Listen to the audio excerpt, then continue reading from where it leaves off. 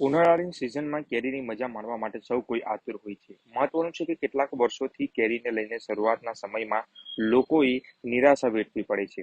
વાતાવરણમાં સતત ફેરફારને કારણે કેરી ઓછી આવવાને કારણે શરૂઆતના તેના ભાવો આસમાને હોય છે. નવસારી જિલ્લાની વાત કરવામાં આવે તો નવસારી જિલ્લો બાગાયતી વિસ્તાર ગણવામાં આવે છે. ખાસ કરીને ગણદેવીના અલગ અલગ વિસ્તારોમાં મોટા પાયે કેરીની ખેતી થાય છે. મહત્વનું છે કે નવસારીની કેરી દેશના અલગ અલગ ખૂણામાં પ્રખ્યાત છે, પરંતુ વાતાવરણનો સતત બદલાવ કેરીને મોટા પાયે નુકસાન પહોંચાડે છે. નવસારી જિલ્લામાં 2024નો ઉનાળો કે જેની વચ્ચે ચોમાસાએ દસ્તક લીધી હોય તેવી સ્થિતિનું નિર્માણ થયું છે. ત્યારે આ વચ્ચે કેરીના પાકને નુકસાન થયું હોવાની ભીતિ સેવાઈ રહી છે, કારણ કે કેરીની સિઝનની શરૂઆત થઈ ત્યારથી ભાવો આસમાને હતા, પરંતુ આ ભાવમાં સતત ઘટાડો જોવા મળી રહ્યો છે.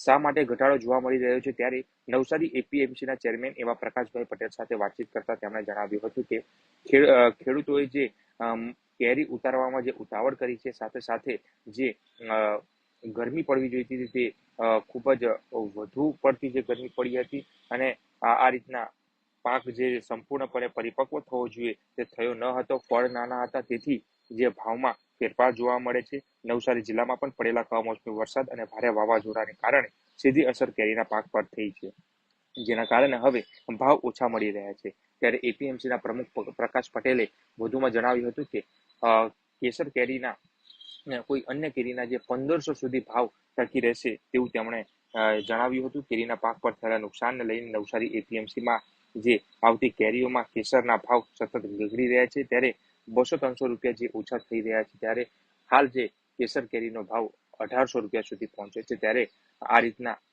કેરીના ભાવ જે 1500 સુધી રહેશે તેવું પ્રકાશ પટેલે જણાવ્યું હતું, અને વધુમાં જણાવ્યું હતું કે હવે 20 થી 25 તારીખ બાદ કેરીની આવકમાં સતત વધારો થશે અને સારા એવા ફળ મળશે.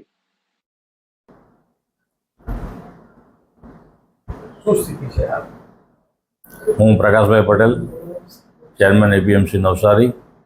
આ સાલ કેરીની બાબતમાં એવું છે કે વાતાવરણને કારણે ફ્લાવરિંગ થોડુંક લેટ હતું અને ઠંડીનું પ્રમાણ બી ઓછું હતું. હવે જે કેરી ચાલુ થઈ છે તે ખરેખર પરિપક્વ થયેલી છે, ખાવાલાયક કેરી છે. હવે માર્કેટમાં મારા હિસાબે 25 થી 30 તારીખ સુધીમાં સારી આવક આવશે એવું લાગતું છે.